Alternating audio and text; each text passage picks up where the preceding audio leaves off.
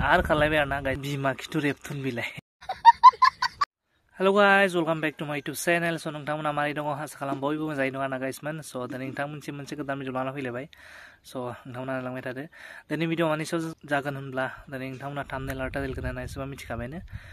स नोंथांमोना भिडिअखौ नायनो इन्टारेस्टेड बा नायलांबाय थादो थ बिदिबा जों भिडिअखौ स्टार्ट खालामसै लेट्स गो स गाइस नै खोनासंदो बेबाराव आधार कार्ड बानायनो थांनायाव गोमाबाय तनुजा नार्जारी मुंनि गथ' गोनांखा आइजोआ खारलायबाय आरोना गाइसमोन बर' हिनजावहा सोरबा आधार कार्ड बानायनो थांनायावनो खारलायबायनो गाइसमोन मा जागोन बिदिबा अबेनि खोनासंलायनो क'क्राझार जिल्ला बिसमुरि आउटपस्टनि सिङाव थानाय गामि 9 नं दहलापारा गामि मा जागोन गाइसमोन दा न'निफ्राय थिनहरबाबो दायसै आधार कार्ड बानायनो थांबाबो खारोबा हाथाय बाजार जानो थांबाबो खारोबा न'आव थांनो होननानै थांबाबो खारोब्ला गाइसमोन मा जाबावगोन संसारा माने न'निफ्रायनो माने जेरावबो ओंखारनो होजानायसो नंला बाराबा गाइसमोन ना बिदिबा मा जाबावगोन दे खालि निउसाव नुवानो खारनाय मानो एसां खारबाय थाखोब्रा जोंनि बर' आइजोफोरालाय खारै जोबलांसिगोन माथो बिदिबा मा जाबावनांगौ स गाइस जेखि नक नै बिथांमोनाथ' माने न'खराव गथ' गथाय दंमोन आरोना स बिथाङाथ' मानो खारखो बेखौ मिथिला नाथाय खारनाङामोन आरोना बिथांनि हौवाया दाबो बिथांखौ नागिरफिनदों आरोना स नोंथाङा जेरावखि थाया मानो जुदि फैफिननो गोसोबा फैफिनबानो जाबाय नै नोंना बोरायाबो फैफिननो होखादों अलरेडि स गाइस आरो नै जोंना सरकारा माबा गोदान नियम बानायलायबायलै गाइसमोन आजब गजब नियम बानायबाय थायो गाइसमोन स लोगोफोर खोनासंदो जुलि जानायफोरनि थाखाय मोनसे गेदेर खौरां फोसावदों सरकारा हाब मा नियम बानायलायखैलै जुलि जाग्राफोरनि माबा गोदान नियम बानायबायनोलै गाइसमोन खोनासंदो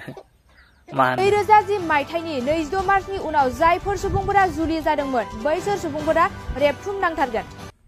नै नियमा बिसो गिलु बालु 2010 सननि उनाव हाबा जानायफोरा मा नांगौनो नै 2010 मायथाइनि 22 मार्चनि उनाव जायफोर सुबुंफोरा जुलि जादोंमोन बैसोर सुबुंफोरा रेबथुम नांथारगोन मा बिमा खिथु रेबथुन बिलाइ फाग्ला माबा 2010 सननि उनाव हाबा जानायफोरनो माबा रेबथुन नांगौनो